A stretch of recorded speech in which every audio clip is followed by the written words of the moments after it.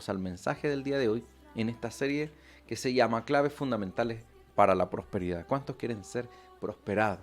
Cuando nosotros estamos en el templo, ahí se escuchan unos amenes gigantes. Yo me imagino que en casa usted ha dicho amén. A lo mejor saltó de su silla, de su cama o de su sillón, de donde quiera que esté, para decir amén, quiero ser prosperado. Vamos a dar un pequeño repaso de algunos conceptos que vimos la semana anterior para introducirnos a el mensaje del día de hoy. ¿Qué es prosperidad? Por ahí alguien dijo, no, yo por esas cosas no me levanto de la silla, no digo un amén tan fuerte por esas cosas carnales y materiales. Pero en realidad la prosperidad es mucho más que simplemente un estado financiero, un estado económico, propiedades, etc. Sino que prosperidad desde el punto de vista de la Escritura es un estado de bendición integral que incluye la familia, las emociones, el servicio cristiano, etc. Vamos a ver cuál es el significado de prosperidad de acuerdo a la RAE. Dice condición de próspero, curso favorable de las cosas, buena suerte. Tenemos que tener en cuenta que aquí es la definición de la Real Academia Española. No es que yo haya puesto esa palabra ahí para que nadie diga, oh, qué mal, el pastor pone la suerte, cree en la suerte. No, es la definición de la Real Academia. Dice buena suerte o éxito en lo que se emprende, sucede u ocurre. Esa es la definición. Veamos algunos sinónimos, y muchos de ellos nosotros los vamos a encontrar también en la Biblia. Sinónimos de prosperidad: abundancia, bienestar, éxito, bonanza. Son todos esos sinónimos de prosperidad. Mucho se ha hablado de la prosperidad divina y en ocasiones hasta ha tomado una connotación negativa entre algunos creyentes debido a la mala reputación de la llamada doctrina de la prosperidad. Es lo que decía yo delante. Debemos entender de que la doctrina de la prosperidad ha exacerbado una verdad bíblica. La verdad bíblica es que Dios nos prospera. Esa es la verdad bíblica.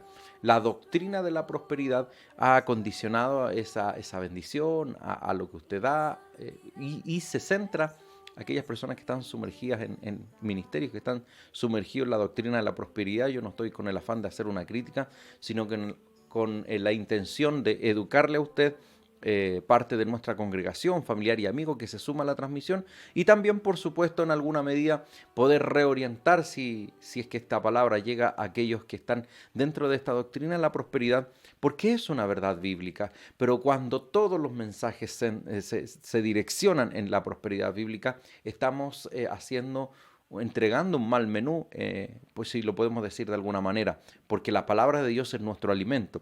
Y así como la familia no solo necesita comer determinado tipo de comida, hay un grupo de alimentos y ese grupo de alimentos tiene que estar presente en nuestra alimentación. Los pescados, los lácteos, las frutas y verduras, las proteínas deben estar presentes y debemos tratar de armonizarla de buena manera. En ese mismo sentido, cuando nosotros hablamos de la predicación, en nuestros púlpitos, en nuestras iglesias, o ahora se lo podemos decir también, en nuestras transmisiones, debemos procurar, aquellos que estamos al frente, aquellos que llevamos una palabra, debemos procurar que la alimentación espiritual de la palabra para nuestros oyentes, para los creyentes, debe ser una alimentación equilibrada.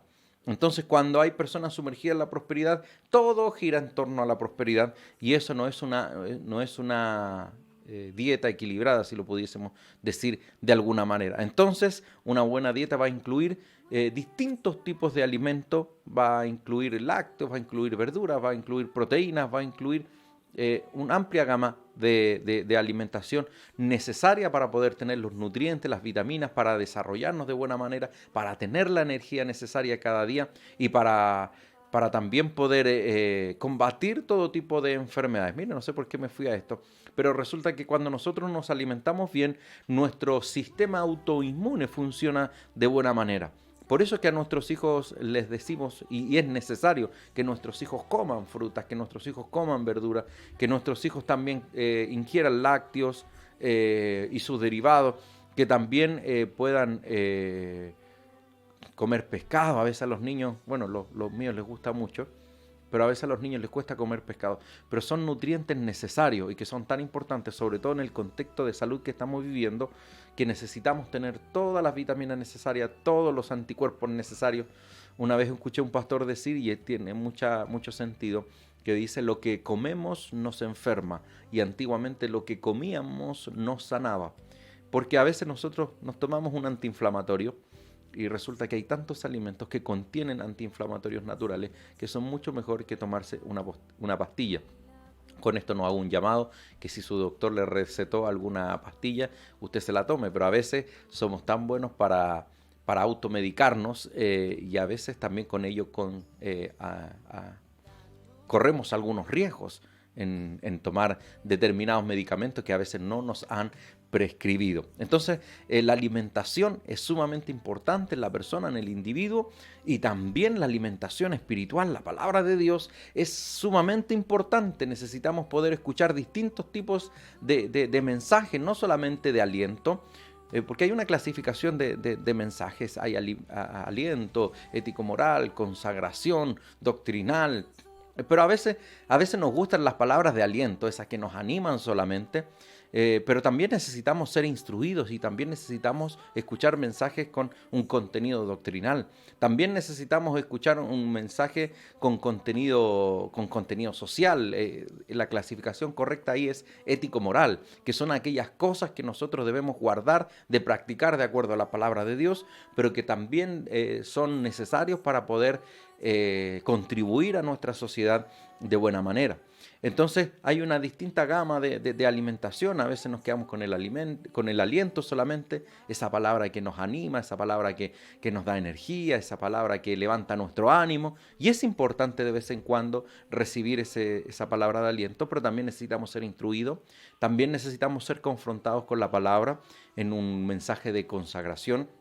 Necesitamos también recibir formación en todos los aspectos de la vida, en lo doctrinal y también en nuestro estilo de vida. Entonces, esa es una alimentación equilibrada. Aquellas personas que están sumergidas en algunos tipos de doctrinas, como por ejemplo la doctrina de la prosperidad, solamente se predica un tema y se tergiversa algo que es una verdad bíblica, se sobreexacerba algo que es una verdad bíblica. La prosperidad es una verdad bíblica. Dios nos quiere prosperar, Dios nos quiere bendecir. Eso es lo que vimos un poco en el primer mensaje introductorio a esta serie llamada Pasos para la Prosperidad. Aunque definiremos más en detalle lo que realmente es la prosperidad divina, debemos resaltar que ser próspero no solo tiene relación con un estado financiero, sino con un estado espiritual. No sacamos nada con tener un buen estado financiero y decir yo soy próspero. Quien es próspero es aquel que sí, que tiene lo necesario para vivir, es aquel que tiene lo suficiente para comer, para vivir, para pagar sus cuentas, para no estar estresado por la cuenta que hay que pagar, por la cuenta pendiente, por la cuenta que se venció. Pero también la prosperidad tiene más allá que ver con solo ese estado financiero, tiene que ver con el disfrutar de la familia, tiene que ver con el servicio cristiano, tiene que ver con nuestras emociones, con nuestro estado físico también. Tiene que ver con una condición integral del ser humano, no solamente un estado financiero. El tema que vimos la semana pasada se llama Evidencias bíblicas de la prosperidad para los hijos de Dios. Y aquí están los dos puntos que vimos la semana pasada. Primero, la mayoría de los hombres de Dios fueron prósperos, la mayoría de ellos. Algunos incluso no tuvieron una condición de prosperidad en un inicio, pero Dios se encargó de prosperarlo en un momento determinado. Hemos dicho también muchas veces que el desierto es parte del proceso que Dios tiene para el hombre, para la mujer. Y hay distintos tipos de desiertos. Desiertos económicos, desiertos familiares, desiertos matrimoniales, donde pasamos por diferentes etapas de distintas crisis que constituyen un desierto para nosotros, pero que son los procesos en los cuales Dios transforma, trata con nuestra vida, nos pule nuestro carácter, también sirve para desarrollar, para implementar nuestra fe en medio de la dificultad, pero también entendemos de que esos desiertos son condiciones transitorias entre que usted y yo adquirimos un determinado conocimiento, que adquirimos una determinada experiencia, pero que la voluntad de Dios en ninguna medida está en que usted y yo siempre permanezcamos en un estado de escasez, en un estado precario, en un estado en el cual nuestra petición permanente sea la cuenta pendiente, sea la deuda que tenemos, sea el sueldo que no me alcanza. Tampoco es la voluntad de Dios que siempre estemos en ese estado, sino que más bien Dios utiliza esos procesos de transición para poder crecer en la fe y para que podamos así pasar de curso. El día de ayer estaba en la iglesia Pozo de Agua Viva y compartía el Salmo 23, que el Salmo 23 dice: Jehová es mi pastor, nada me faltará, versión Reina Valera. Pero cuando nosotros vemos la versión NTV va a decir: el Señor es mi pastor, no necesito nada más. Y ese es el verdadero sentido de ese pasaje, porque como hijos de Dios muchas veces nos faltan cosas. Muchas veces nos vemos enfrentados a momentos difíciles, a desiertos donde sí quizás nos falta el sustento económico, donde sí nos falta el trabajo, en crisis donde sí nos falta la paz en la familia, donde sí nos faltan la tranquilidad, nos falta la salud. O sea, en algún momento nos va a faltar algo. Entonces el verdadero sentido de ese pasaje es que no es Jehová es mi pastor, nada me faltará, sino que ese Jehová es mi pastor, el Señor es mi pastor, no necesito nada más. Pero ese salmo no nos está garantizando de que no nos va a faltar algo en algún momento de la vida. En algún momento de la vida vamos a carecer de algo. Pero cuando nosotros analizamos el resto del pasaje, nos encontramos con garantías maravillosas que no les voy a comentar ahora, porque será, por supuesto, también un tema que podré compartir con ustedes más adelante. Ahí los dejé un poquito, a lo mejor algunos, ahí estaba bueno ese punto, no. Lo vamos a tratar en otra ocasión. Entonces la mayoría de los hombres de Dios fueron prósperos, a pesar de que todos ellos en algún momento pasaron tiempos de crisis. El segundo punto que vimos en la lección anterior, el viernes pasado, dijimos que en la voluntad de Dios está el prosperarnos. Vimos distintos versículos, yo solamente voy a quedarme con un par de ellos. Juan 10:10 dice: yo he venido para que tengan vida y para que la tengan en abundancia. No solo vino para que tengamos vida, así tal cual, a medio morir saltando, como un dicho bien nuestro que no tiene mucho sentido, pero bueno, ahí está. A medio morir saltando, siempre con crisis, siempre sobreviviendo. Hay personas que uno dice: ¿cómo está aquí sobreviviendo? En la lucha. ¿Has escuchado esas expresiones? No es la lucha, es en la lucha. Hay algunas expresiones que vienen a graficar ese estado de constante desafío, y muchas veces no somos propicios a reconocer cuando estamos bien. Hay gente que a veces cuando está bien incluso no le gusta mucho decirlo, como estamos aquí, estamos dándole.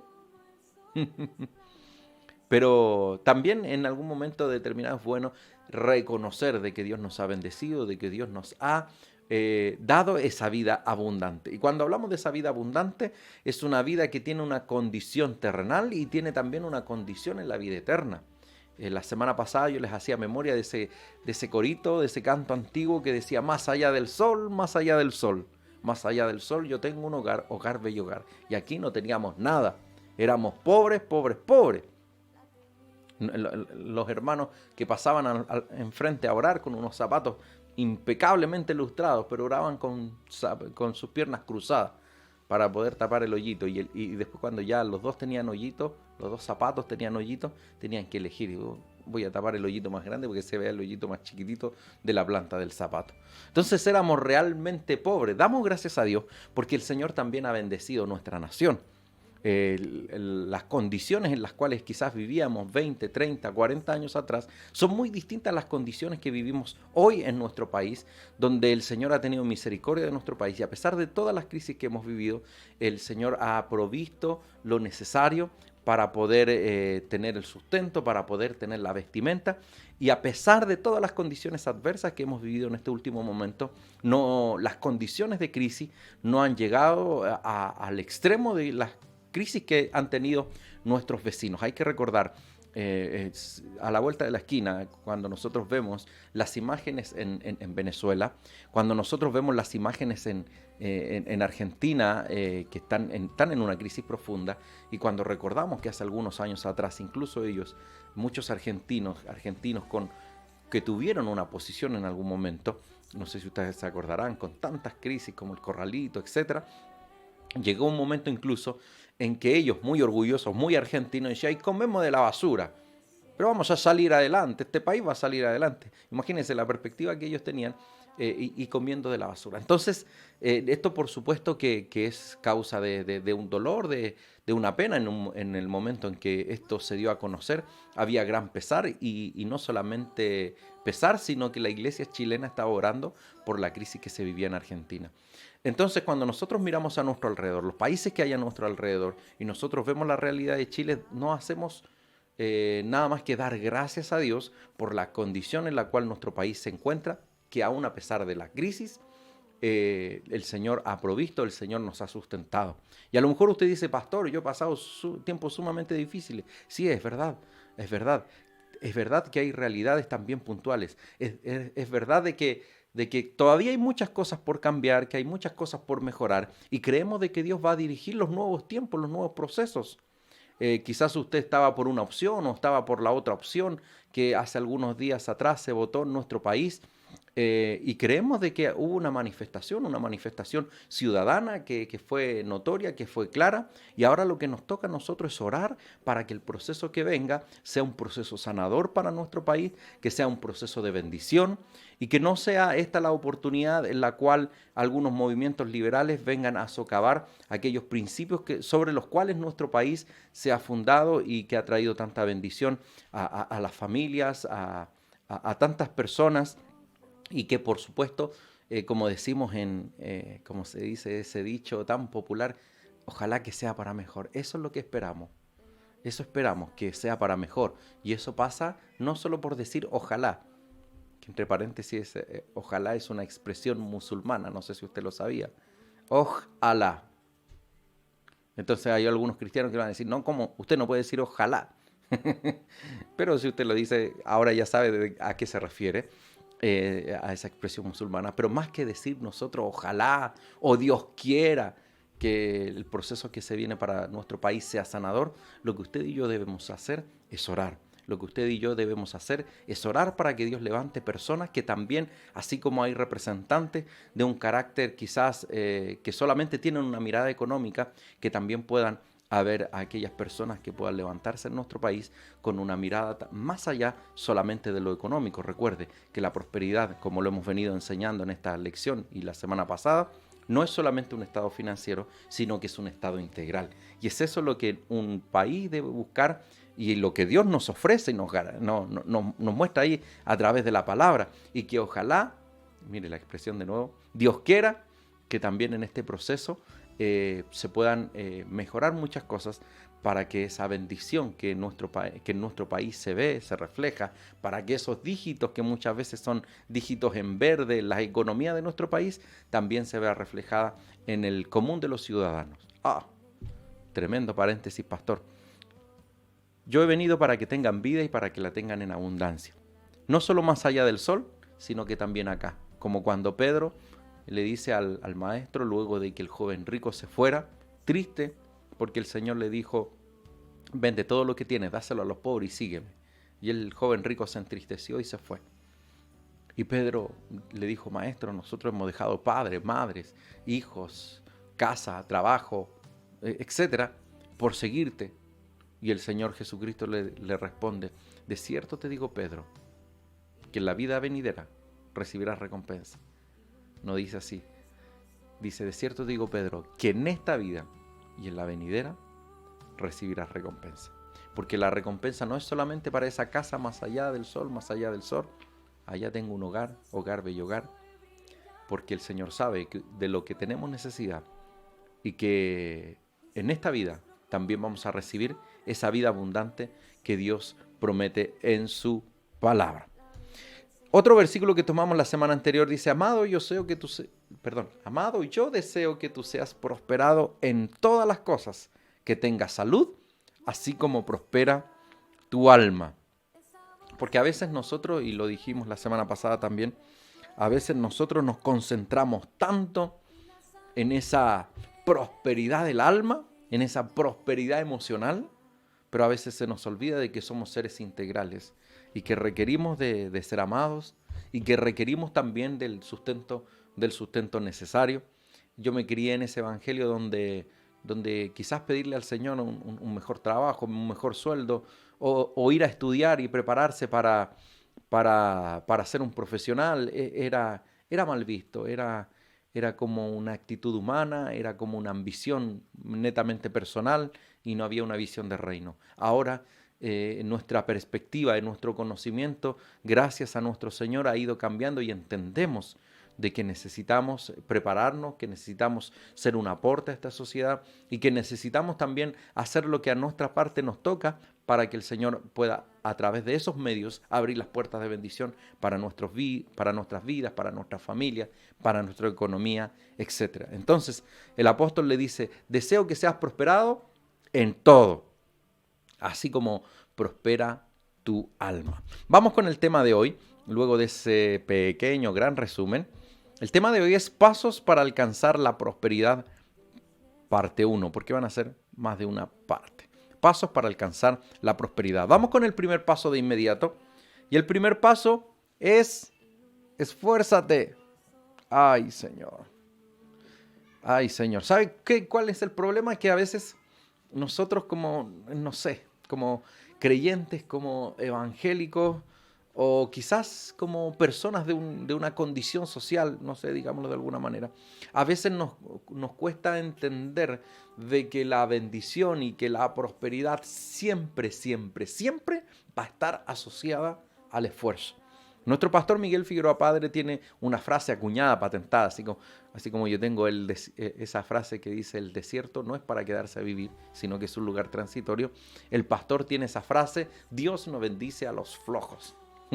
Entonces siempre la bendición de parte de Dios, siempre la prosperidad de parte de Dios, siempre esa vida abundante para el Hijo de Dios, necesariamente va a estar relacionada directamente con nuestro esfuerzo.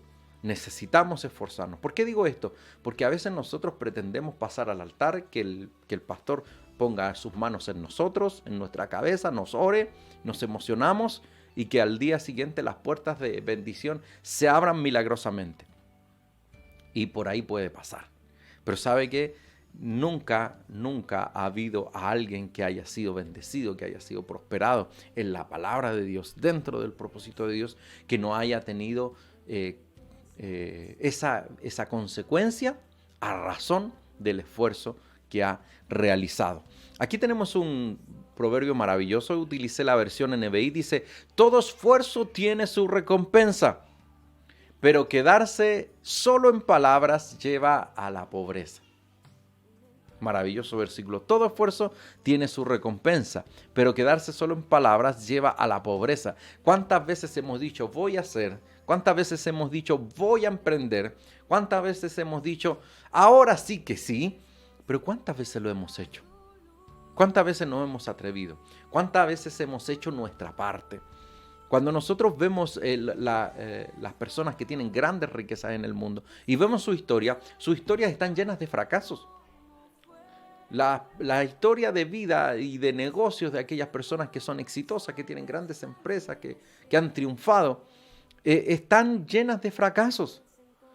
Porque nada es fácil y necesitamos esforzarnos. Y aun cuando hay momentos en los que las cosas no salen bien, necesitamos esforzarnos para poder alcanzar y hacer vida esa promesa de abundancia, de bendición y de prosperidad para nuestra vida, para nuestra familia, para nuestro entorno. Necesariamente tiene que ir relacionada con el esfuerzo. Yo les decía que a veces esperamos que pasar al altar y que alguien nos ore y que milagrosamente las puertas de bendición se abran. Me pasaba un poco a mí cuando muchas veces hubo un tiempo, ya quizás es más difícil con las responsabilidades laborales que tengo y en la congregación y también, por supuesto, las familiares. Ya son 3 hijos, una esposa y 3 hijos, de repente no es llegar y salir, pero en mi época de soltero, incluso los primeros años de matrimonio, salía muchísimo, visitaba muchas congregaciones, llevando la palabra del Señor, haciendo talleres bíblicos, etc. Ni le cuento la cantidad de gente que se emocionaba con la palabra, la cantidad de gente que decía: yo quiero saber lo que usted sabe. Y tanta gente que esperaba que yo le orara prácticamente y que ese conocimiento se transfiriera. Eso no pasa, hermano. Eso no pasa. Yo iba a una congregación y muchas veces decía, predicaba y mucha gente se entusiasmaba y gente decía: yo quiero aprender lo que usted sabe. Perfecto. Vamos a tener un instituto bíblico. Tuvimos un instituto bíblico, no sé cuántos se acordarán, funcionando. Ahora funciona de manera online. Aleluya. Pero en ese tiempo era físico, teníamos clases 2 veces a la semana. Yo hacía algunas clases, pero también tuvimos un profesor contratado que nos hizo algunas clases, las cuales, en materias en las cuales yo no dominaba de gran manera, porque eso también es parte importante cuando nosotros aprendemos a reconocer nuestras limitaciones y que hay otras personas que se desenvuelven en ciertas áreas mejor que nosotros. Así que también contratamos en algún momento un profesor que nos venía a dar determinadas clases. ¿Y sabe qué? Yo recorría iglesias, mucha gente se emocionaba, mucha gente pasaba al altar, pero de esas tantas personas que se emocionaban y pasaban al altar, de esas tantas personas que al final de la reunión se acercaban a mí y decían: qué bonito lo que usted sabe, qué bonito es conocer la palabra de Dios, yo también quiero conocer la palabra de Dios.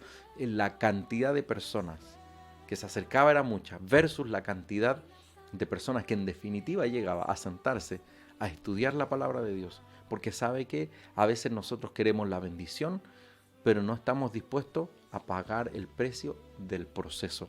Necesitamos entender de que Dios nos quiere bendecir, de que Dios nos quiere prosperar, pero sin esfuerzo no llegaremos a ninguna parte. Y permiso, Pastor Miguel Figueroa Padre, pero utilizo su frase que también viene a este momento: Dios no bendice a los flojos.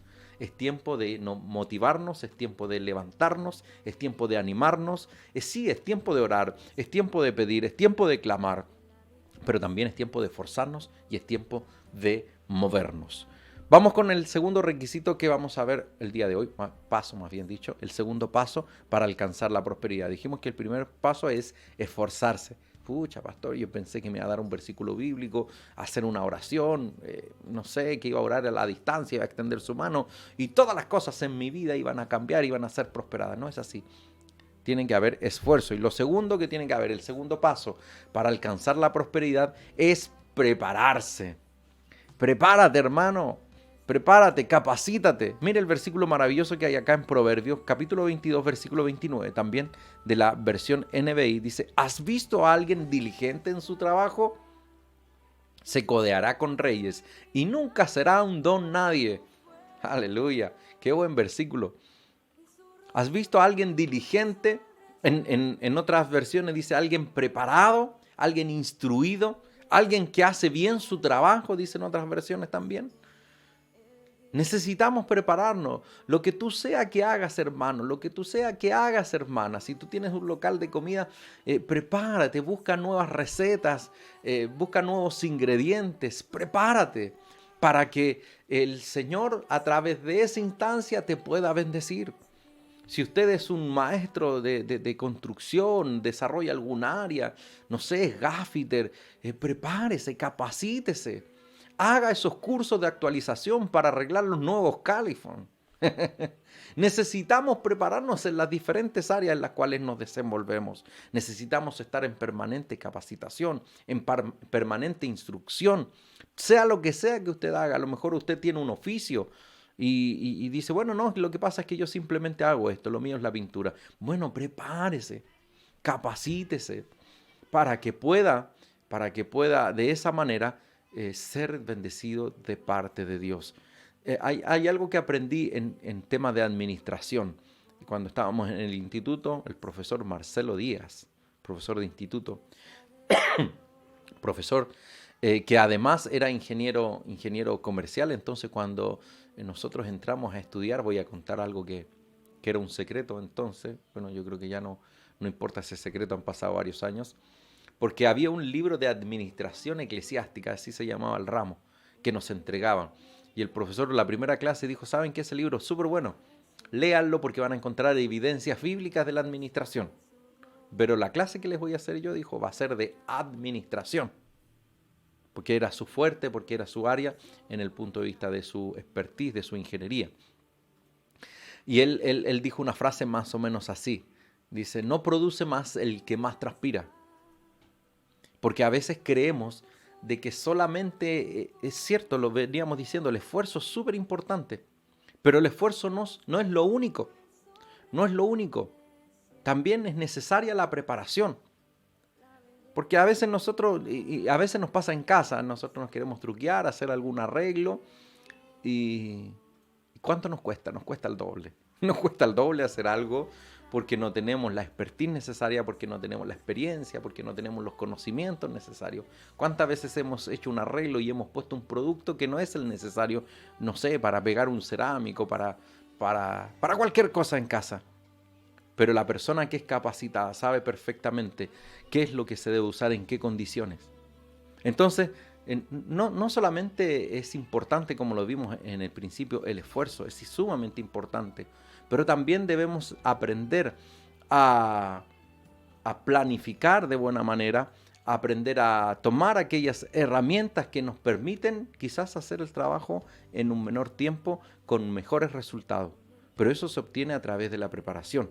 Entonces, no solamente se trata de transpirar, no solamente se trata de sudar la gota gorda, sino que también se trata de prepararnos para poder desempeñar nuestros trabajos de mejores maneras, nuestras áreas de mejores maneras. Y esta preparación no solamente va desde el punto de vista de lo económico, de lo laboral, sino que también va en lo espiritual. También va en lo espiritual. Necesitamos prepararnos. A lo mejor usted me puede decir, ¿sabe qué, pastor? A mí me cuesta tanto preparar. Me tomo semanas de preparar un mensaje. Y quizás usted me pregunta a mí y un mensaje a lo mejor puedo tomar 2 horas, 3 horas en prepararlo. El otro día estuve preparando la clase del día lunes y esa me tomó un día más o menos, digamos así, gran parte del día lunes y parte del día domingo en la noche. Entonces hay una preparación, pero a lo mejor usted dice, ¿sabe qué? Yo me esfuerzo y leo, pero como el Señor me ha permitido a mí prepararme, no solamente leo, sino que también sé qué libros tomar, sé qué libros consultar, porque hay una preparación. Necesitamos aprender a prepararnos también en el área del servicio cristiano. Necesitamos prepararnos en todas las áreas, también en el área familiar necesitamos prepararnos, porque a veces hay problemas familiares internos, a veces hay problemas de relaciones personales, donde quizás hay una crisis entre hijos, entre familia, entre esposo, esposa, y es cierto, necesitamos esforzarnos, llegar con flores y chocolate, si hay que solucionar algo, necesitamos poner de nuestra parte, necesitamos hacer todos esos esfuerzos, pero también es importante prepararse. ¿Cuándo fue la última vez que leyó un buen libro de consejería matrimonial? ¿Cuándo fue la última vez que leyó un buen libro de formación de hijos? ¿Cuándo fue que la última vez que leyó un buen libro para poder capacitarse y prepararse en el área que usted se desempeña, en lo laboral, en lo familiar, en lo espiritual? La preparación es fundamental. La preparación es imprescindible. En medio de estos tiempos, usted y yo necesitamos más que nunca estar preparados, estar capacitados para enfrentar las diferentes adversidades que nos generan las distintas áreas, la laboral, la familiar, la espiritual. Necesitamos estar preparados. Entonces, si usted y yo queremos ser prosperados, lo primero que nos ha aconsejado la palabra el día de hoy, el primer paso es esforzarnos, sí o sí. Y el segundo paso que nos ha indicado la palabra del día de hoy es prepararnos. Es tiempo de prepararse, es tiempo de poder instruirnos. Mi tía Carmen Figueroa, que está allá en Viña del Mar, me dijo una vez, la única parte donde, el único músculo, o más bien dicho me dijo, el cerebro es un músculo, eso me dijo. El cerebro es un músculo que se tiene que desarrollar permanentemente. Y ella, a pesar de sus años, y quizás a lo mejor por situaciones de la vida, con una escasa formación académica, pero siempre estaba con un libro, siempre estaba instruyéndose, siempre se estaba preparando. Entonces, como dijo, aquí vamos a citar a medio mundo, vamos a citar al Chavo del 8, cuando le dice a Kiko, tienes el cerebro nuevecito. Entonces, ese músculo que se llama cerebro, que hay que desarrollarlo, que hay que ejercitarlo, usted y yo también tenemos que ejercitarlo. Tenemos que prepararnos, tenemos que leer, tenemos que instruirnos, tenemos que tomar los cursos necesarios, porque Dios nos va a prosperar siempre que nos esforcemos, siempre que nos preparemos. Quedan algunos pasos más para alcanzar la prosperidad, pero lo estaremos viendo en una próxima oportunidad. Por el día de hoy, les agradezco el poder haber escuchado esta palabra. Queridos hermanos, que el Señor les bendiga. Bendiciones. Cuídense.